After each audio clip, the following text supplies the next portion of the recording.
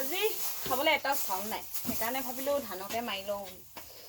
বতৰো ডাৱৰীয়া, সেইকাৰণে ভাবিছোঁ এনেই ঘৰত থকাতকৈ এনেই ঘৰৰ সময়টো নষ্ট কৰাতকৈ ধানকেইটাকে মাৰি লওঁ আৰু চাওঁচোন কিমাননো মাৰিব পাৰোঁ। সেইকাৰণে বুলি ধানকে মাৰি আছোঁ। আপোনালোকে বাৰু এনেকৈ ধান মাৰে, কিন্তু আজিকালি এনেকৈ ধান মৰা দিন নাই, কাৰণ প্ৰত্যেকৰে মেচিনে মাৰি দিয়ে আৰু ধান মৰা। আৰু আজি মোক এনেকৈ মানুহে দেখি মৰা দেখিলে হাঁহিবহে চাগে, এজনী কিহে পালে ধান মাৰিছে। আপোনালোকৰ বাৰু বিহু লাগিছে ন? বিহুটো চাগে বিহু লাগিছে ন? আমাৰো বিহু লাগিছে, মানে বহাগৰ বিহু ওচৰ পাইছেহি লাহেকৈ। ফাগুন সোমালে যদি বহাগত চ'তৰ মাহটোহে, বহাগৰ মাহটো পালেহি। সেইকাৰণে ভাবিলোঁ বৰা ধানকেইটা মাৰি দিওঁ। আপোনালোকে বাৰু বিহু বুলি যা যোগাৰ কৰিব নাই। আমি দেখিছেনে বৰা ধান মাৰিছোঁ কোমল চাউলৰ কাৰণে, জলপানৰ কাৰণে, মানে কোমল চাউল সেইকাৰণে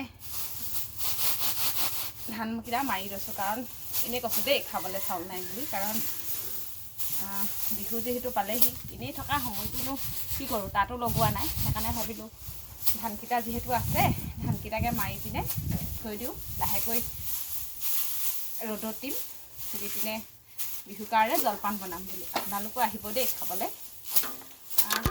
এনেকৈ কামবোৰ কৰি থাকোঁ। আচলতে গাঁৱৰ মানুহ হয় ন, প্ৰত্যেকটো কামেই আমি নিজে কৰিবলগীয়া হয়। বিহু ওচৰত বৰ সকাহ খুন্দা হয় কাৰণে এতিয়াই ধানকেইটা মাৰি ল'লোঁ অকল। আৰু এইটো কি কৰিছোঁ জানেনে আপোনালোকে?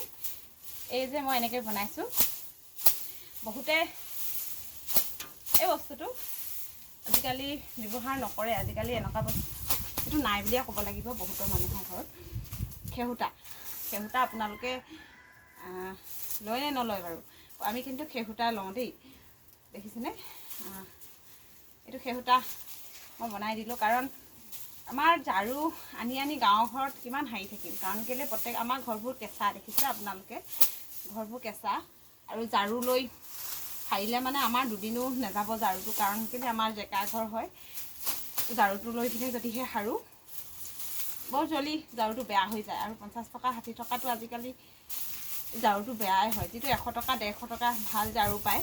আৰু আমাৰ এটা ঝাৰু সপ্তাহ মানে 1 মাহ নাযায়তো, এটা 15 দিনো ভালকৈ নাযাব, কাৰণ ঘৰটো সাৰিলে আমাৰ বেয়া হৈ যায়। কিন্তু খেহুতাটো আমি এই সাৰি যদি জেকা নিচিনা পাওঁ, বেয়া নিচিনা হৈ যায়, খেহুতাটো পেলাই দিলেও আমাৰ বেয়া নালাগে, কাৰণ আমি নিজে এনেকৈ কাৰণে ঘৰৰ বুলি ক'ব লাগিব, পইচা দি কিনা নহয়। সেইকাৰণে ভাল লাগে ঝাৰুটোৱে সাৰোঁ, মানে খেহুতাটোৱে সাৰোঁ। আপোনালোকে এনেকৈ খেহুতা সাৰে নাই বাৰু? আগতেতো প্ৰায় মানুহৰ ঘৰত খেহুতাই দেখিছোঁ, কিন্তু আজিকালি খেহুতা নাই, বাঢ়নীহে। কিন্তু মই এনেকৈ খেহুতা সাৰিয়ে ভাল পাওঁ দেই। আপোনালোকে কমেণ্ট কৰিবচোন, আপোনালোকে বাৰু এনেকৈ খেহুতা লয় নে নলয়? আগতে আমাৰ মাহঁতেও বোলে এনেকৈ খুব খেহুতাই লয়। সেইকাৰণে মায়ে ক'লে কি মোক, বোলে ঝাৰু এটা 100 টকা দি কিনাতকৈ সেই 100 টকাটো থৈ দিবি, তই ঘৰতে খেহুতা কেইটামান মাৰি ল, বৰা ধানো এটিং মৰা হ'ব আৰু খেহুতাও মৰা হ'ব।